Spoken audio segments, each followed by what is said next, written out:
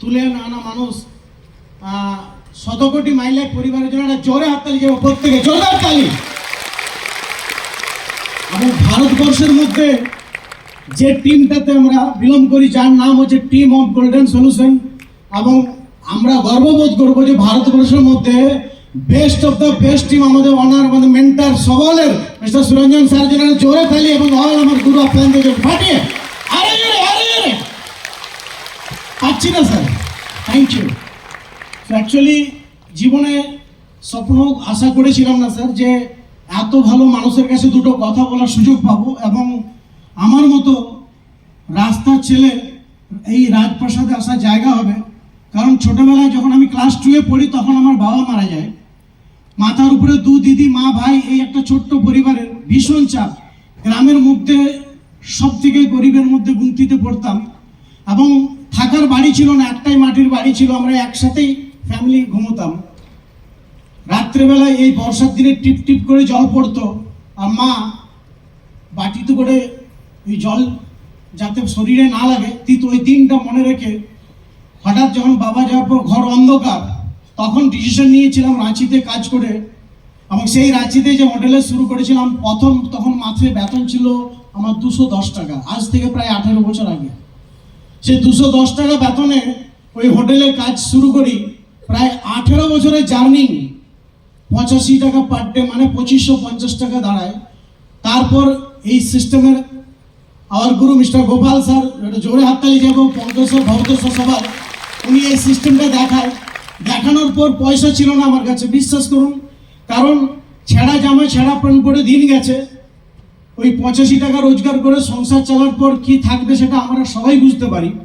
But তারপরেও পয়সা ছিল না, ফুটপাতে 35 টাকা জামা, 70 টাকা সেকেন্ড হ্যান্ড প্যান্ট পরে, জামা প্যান্ট পরে দিন কাটিয়েছি সারা জীবন।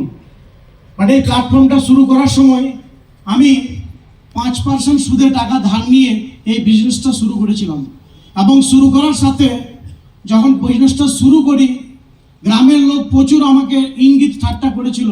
কেউ বলছে এই খেপালো, কেউ বলছে পাগল, কেউ বলছে মরবি, কেউ বলছে ফেসে গেছিস, কেউ বলছে ডুবে যাচ্ছে, কেউ বলছে লোকের কথা থাকিস না, নাহলে যেটা খাচ্ছিলি সেটাও খেতে পাবি না, কেউ বলছে কোম্পানি কা চক্কর ছোড়, সিধা হোটেল কা নাতা জোড়, তাড়াতাড়ি কথা। কেউ বলছে তুই ফাঁসিছিস আর কাউকে ফাঁসান না, বলছে এগুলো লোক ফাঁসা কাজ। মাই ডিয়ার ফ্রেন্ড, আমি কারো কথা না শুনে আপলান বলেছে, जिंदगी में तेरा भूख है बेटा, मैं जो बोलता हूं तू करता जा, जिंदगी में ऊंचाई पे तू जरूर पहुंचेगा, ये तेरा वादा है।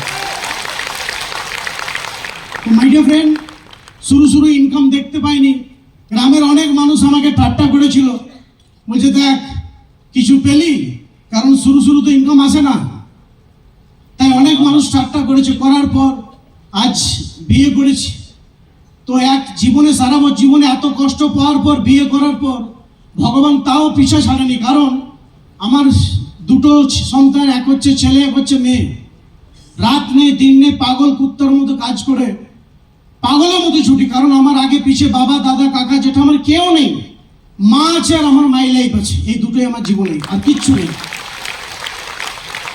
তাই সেই বাচ্চা জন্ম হওয়ার পর আমার এক মেয়েরও নার্ভের সমস্যা, সেখান থেকে প্রায় 5 বছর ট্রিটমেন্ট করি। মাই লাইফ না থাকতো তো মেয়েও শেষ হয়ে যেত। দ্বিতীয় যে আমার ছেলে, আজ 9 বছর বয়স, বিশ্বাস করুন 8 বছর থেকে ওকে আমি ব্লাড দিচ্ছি, থ্যালাসেমিয়া। আগে 1.5 মাস পর লাগতো, এখন 18 দিন পর ওর ব্লাড লাগছে।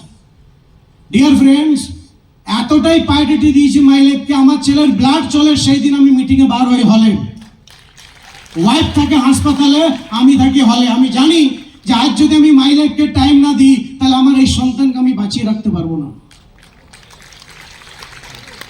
জীবনে এতটা প্রায়োরিটি নিয়ে কাজ করি, রাত দিন এই পাগলের মতো কাজ করি। আর সব থেকে বড় বিষয় হচ্ছে, আমরা জানি আমাদের আগামী নেক্সট যে দীঘা কার্নিভাল প্রোগ্রাম হয়েছিল কিনা, অনেকেই জানেন, সেই দীঘাতে কিন্তু আমার হার্ট ব্লক করে যায়।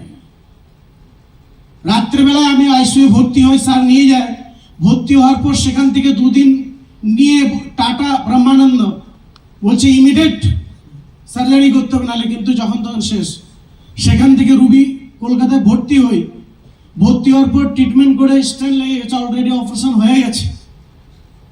তো আজ 1 বছর 3 মাস কেন মাই লেফটে দুনিয়ার সব